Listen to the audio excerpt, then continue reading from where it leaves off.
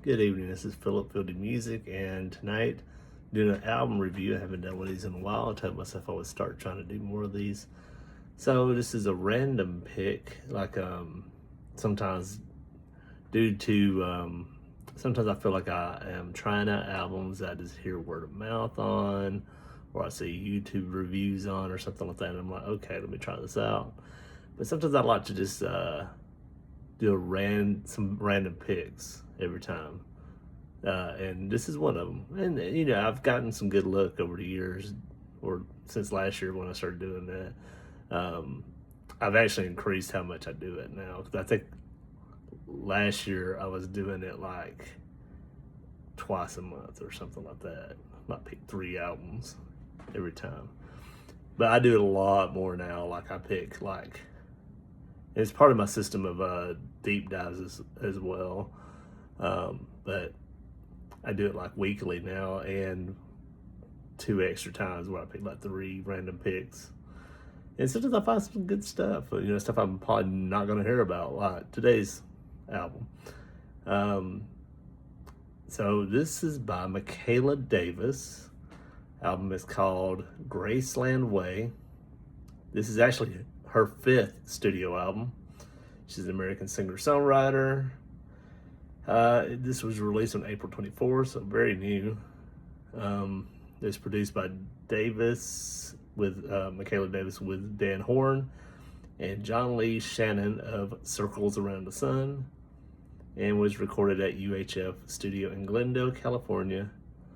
There's guests in the album, but I made notes of them in the notes I took while I was re-listening to it again today, because I was pretty impressed with it when I heard it yesterday. And yeah, so we can just start breaking down the tracks, I guess. But excuse me, I took a lot of notes. Now I am a terrible handwriting, so sometimes, and I've done this in the past, I try to write neat. But I was also watching my 3 sons too. I was taking some notes while they were playing, and to break up mini fights, get the mini snacks. And so yeah, I was trying to multitask. They didn't really want me there. They were just like, yeah, I just want to play and fight and eat and stuff like that. And yeah, so all right, so let's see where to start. Well, let's start with the cover. I love the cover. Cover's pretty cool. Got her with her red roses in her hand and her nudie suit. I don't even think I knew what those suits were called until like a couple years ago, but I know famously the Flying Burrito Brothers wore them on one of their albums, or a couple of them. I know at least one. So I think it's cool. I know when I was going to listen to it, I was like, what am I in for? When I saw the cover, I was like, because sometimes I have listened to some more traditional country, which I like traditional country too, don't get me wrong, but I don't know, country nowadays is just so hit and miss. But this is considered alternative country, the genre tags on her. It seems like it's all alt country and indie. I don't know if it's indie country or just indie. It just kind of left it at indie. I can see some of that. I still feel like it's more alt country, even though, it's very outside of the norm with this stuff. Like some of the instruments I don't hear in a lot of other country songs, and touches of like psychedelia and stuff like that. So all right, so let's start at the first song, Looking Through Rose-Colored Glasses, which is the second single off the album. And it features Madison Cunningham, I'm pretty sure, on just like backing vocals. I don't think I really heard anybody standing out. And also Tim Heidecker of Tim and Eric, I believe it's. So yeah, I keep on thinking I'm blanking on it, but if I'm telling you the right thing, yeah, I believe it's Tim and Eric. Because I used to watch Adult Swim back in the day before I even moved out to Arizona. And it's such a weird show, but I used to work at a police station, and I was like trying to stay awake while I was doing my stuff, and I was like, yeah, Tim and Eric, weird. We'll keep you up. Okay, so on this, it's backing vocals, so nothing really standing out, but just give credit. I mean, and Tim Heidecker is a pretty well known name. I think I've been hearing a lot of him and Eric lately. It's weird. All right.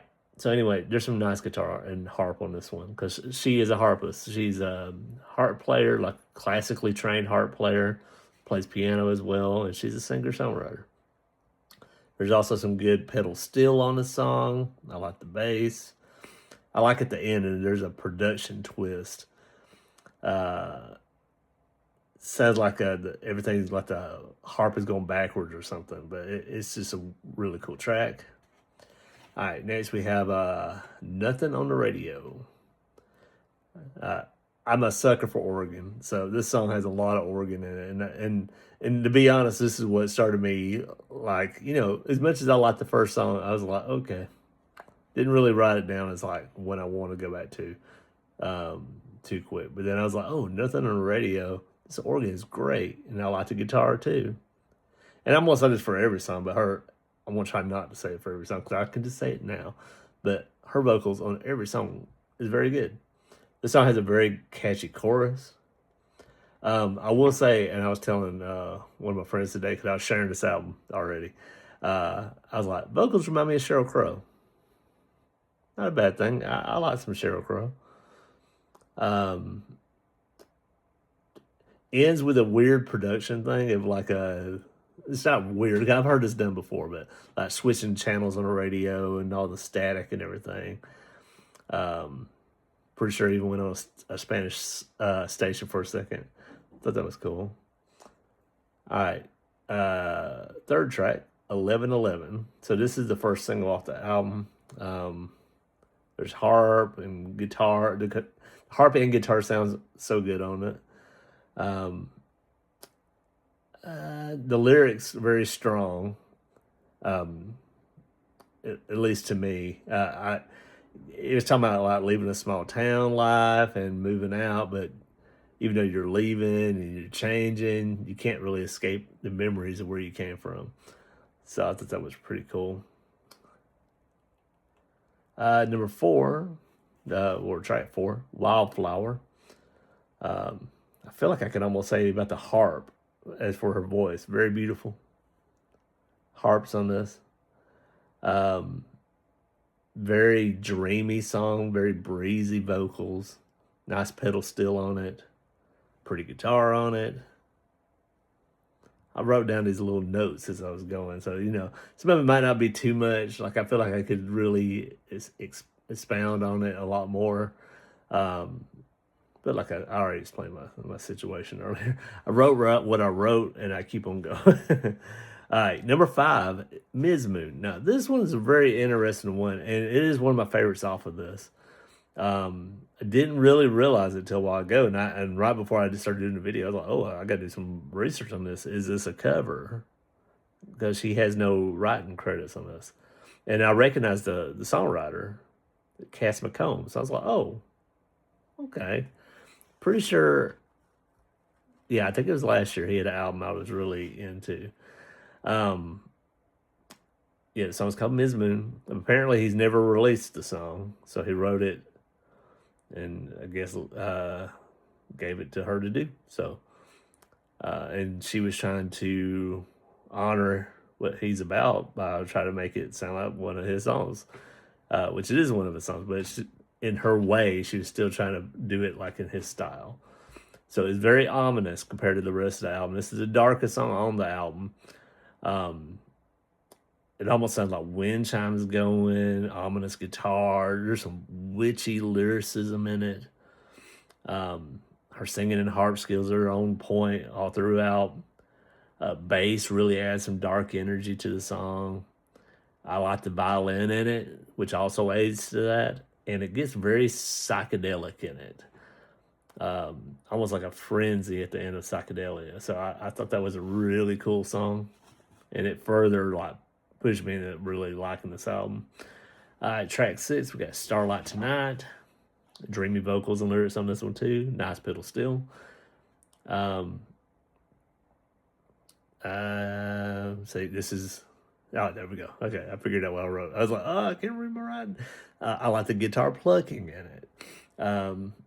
There's some cool piano to it as well, and drumming. Production shifts into like this twinkly, cool synth ending at the end, which I thought was really cool.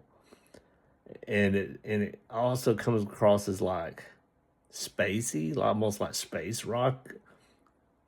I know last year I was listening to some Hawkwind, and it kind of reminded me of Hawkwind some, and it's very psychedelic as well, just like they are. Almost feel like there's some like wolves baying in it.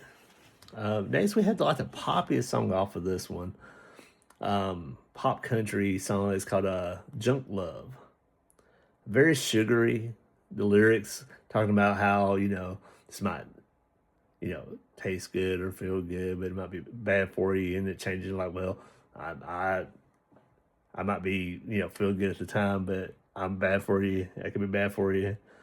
Nice, as I keep writing, harping vocals on this one.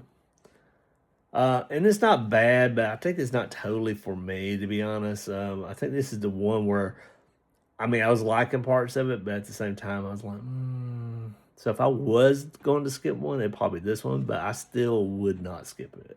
I think it's still a good song, but it's probably my least favorite off the album.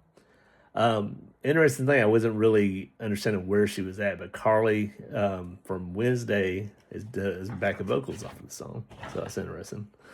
All right, there's not too many tracks on this album, by the way. It's only 41 minutes, 10 tracks, so we're over halfway done. All right, so number 8, track 8, The Wrong Way. So this song is more bluesy. So nice bluesy guitar, pedal steel, and vocals on this one. I like the keyboards on this as well. So it was a good song. Now number 9, another really, really, really strong one. And I wrote down multiple songs. I wrote down half the album as like potentials for song of the year. I have a rule of like whittling down stuff because Paramore, as I've spoken about before, on This Is Why, I had almost a whole album on my potential best songs of the year. So I was like, let's just take like 3 songs off of a project instead of doing that. And if the album is that good, they can go to the albums of the year thing, which this one is. So I will say that as a spoiler. So Spring Petals in the Snow, love it, love the song. Vocals, lyrics are really good. I like the accordion.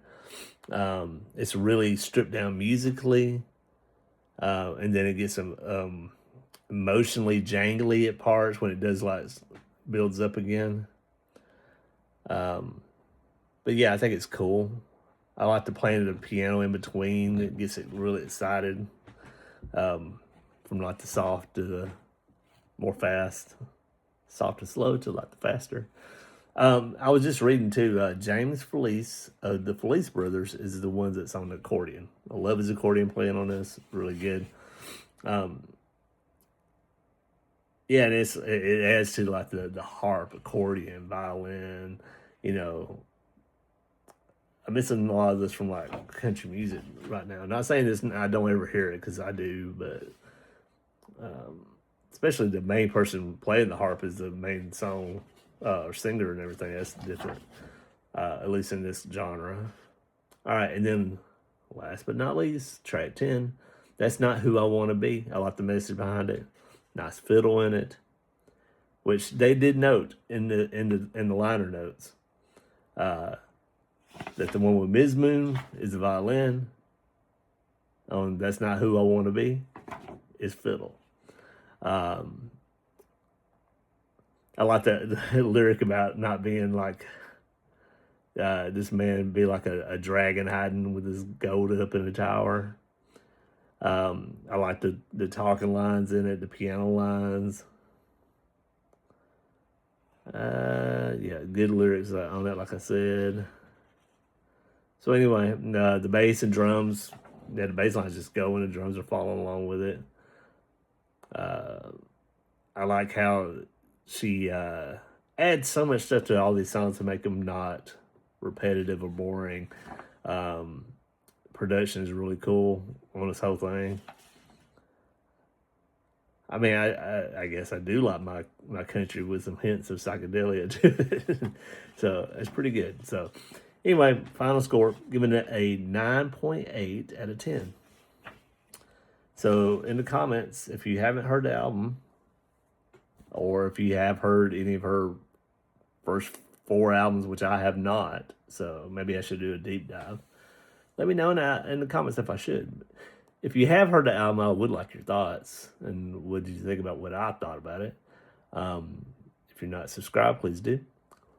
Everybody, please like the video, hit the bell, share, help me get my subscriptions up, because I really do need the help, and join me tomorrow for another song of the day and continue our musical discovery. I do this every day for the song of the day. Album reviews comes out a little slower. In fact, lately I've been doing a lot more deep dives, like listening to an artist studio albums, EPs, and mixtapes and stuff like that in chronological order. So anyways, have a good night, and thank you. Bye-bye.